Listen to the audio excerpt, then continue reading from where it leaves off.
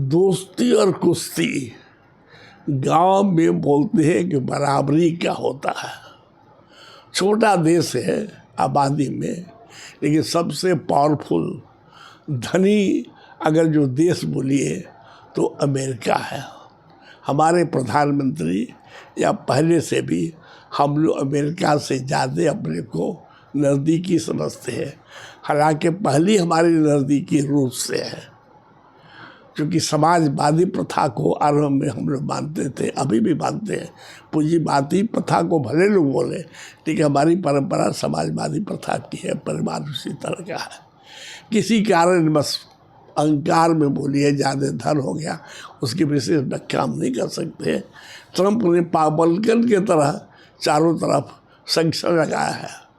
यहाँ तो बोलते हैं हमने दंड लगा रहे हैं कि 3% 25% से 50% हुआ है।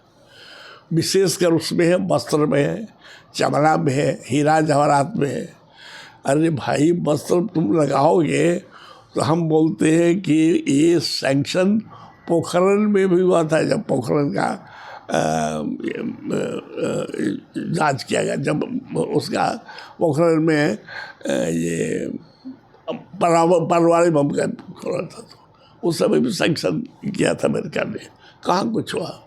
सरकार ने देखा कि नहीं, बैंक का लोन कम कर दिया, रेट कम कर दिया, लोहा पर छूट दे दिया, कुछ आपको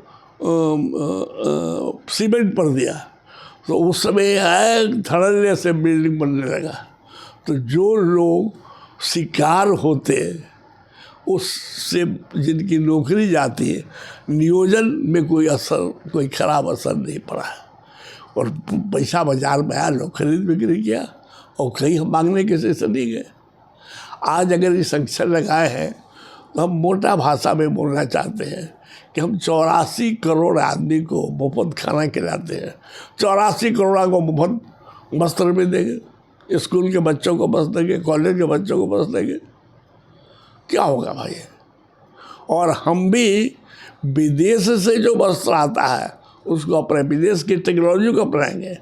हमारे वस्त्र पर अगर जो कोई डिजाइन आए या कोई आए विदेश का, या हमारे कुछ अगर कोई उत्पादन करते हैं लोहा लकड़ का भी, उसमें हमारा कच्चा माल तो हमारे देश में है, लेकिन तकनीक उसकी अगर विदेशी आती है और हमारे देश में अगर उपयोग जो उस कच्चे माल से तैयार माल का हमारे देश में खपत है या हम निर्यात करते हैं, तो उसको स्वदेशी मानना चाहिए।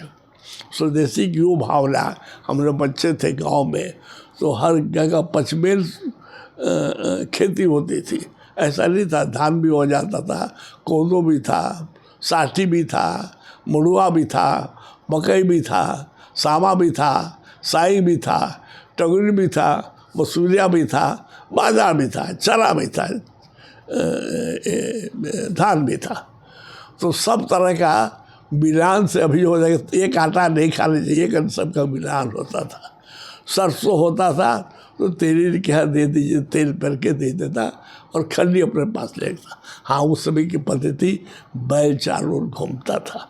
अब नई टेक्निक आ गई है, रिफाइन आ गया है, रिफाइन में कोल्ड प्रेस्ड आ रहा है। वही चीज़ है, कोल्ड प्रेस्ड हो तो कोल्ड प्रेस्ड था, लेकिन वो प्रथा थी, अब प्रथा आ गई है। ये हम इसको स्वदेशी बोलते हैं। और मैं तो अपने जीवन के, जब मैं 18.5 बरस का था, तो गांधी जी के आश्रम में ग्रामोद्योग की ट्रेनिंग ली है।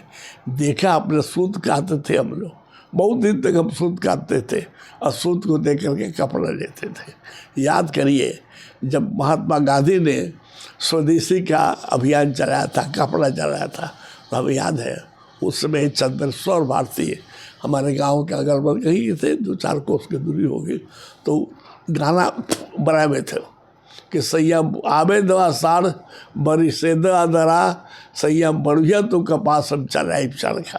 घर में सचमुच चरखा में चल रहा था कपास के लिए, और उसको गवर्नमेंट का ले जाता था, तो सूद का उसके लिए कपड़ा सूद दे दीजिए, कपड़ा दे दीजिए।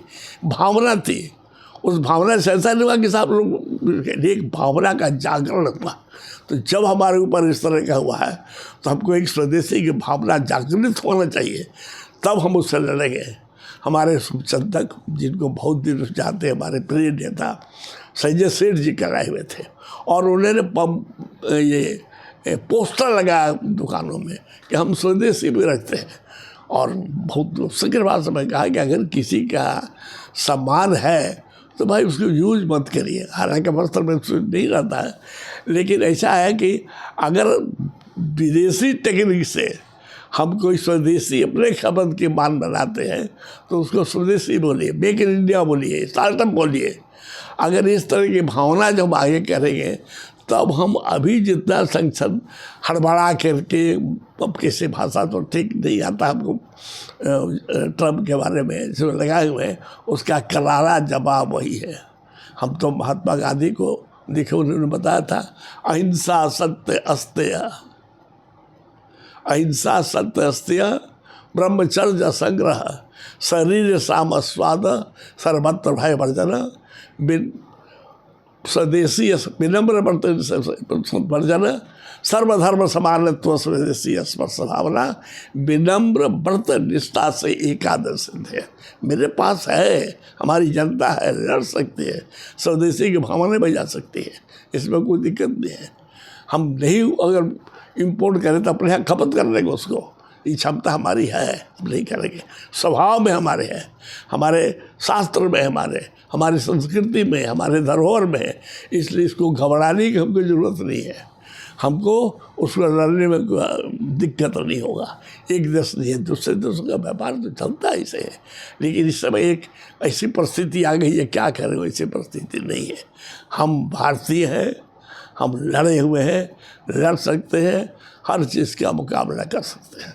मुझे याद है हम जब पढ़ते थे तो देवराज दिनेश जी हमारे हिंदी, हम Rampur government degree college Uttar Pradesh से पास किए, हम हिंदी के छात्र नहीं थे, लेकिन देवराज दिनेश जी एक हमारे कवि थे और हिंदी के अध्यक्ष भी थे, और कविता भी करते थे।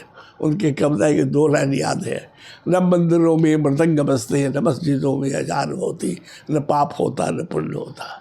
इसका मतलब कि हम अगर जो जानते हैं कि हम कोई पाप की चीज़ है नहीं कर रहा है तो पुण्य करेंगे। हम नहाने स्नान में जाते हैं, गंगा स्नान करने के लिए बोलते हैं, हो सकता भगवान हमसे कोई पाप हुआ हो तो जाने करिए। अगर ये भावना हो कि हमने पाप नहीं किया था, गंगा स्नान क्यों नहीं करेगा?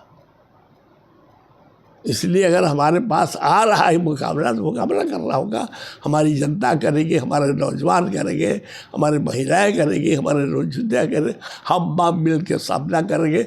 मैं समझता हूँ इस तरह का जो सैंक्शन लग रहा है अमेरिका की तरफ से, उसको लड़ने की भारत की जनता, भारत के लोग बहुत सक्षम है। मैं तो ध्यान देना आकर्ष करना चाहता हूँ, 8 अक्टूबर से 11 अक्टूबर तक जमशेदपुर के गोपाल मैदान में स्वदेशी जागरण का मेला लग रहा है। मेला में बिक्री हो या ना हो, इस नारा को बुलंद करिए, लोगों को उसमें 4 दिन के अंदर में 4-5 गोष्ठी करिए और एक भावना से ओतप्रोत करा दीजिए कि हम स्वदेशी ही यूज़ करेंगे।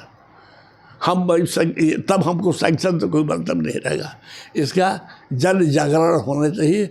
देखिए हमारा देश इतना है, मनोबल इतना है, जितनी हमारी क्षमता है कि हम अपने सब चीज़ को मुट्ठी में बांध सकते हैं, छोड़ भी सकते हैं, खोल भी सकते हैं। जय भारत, जय स्वदेशी।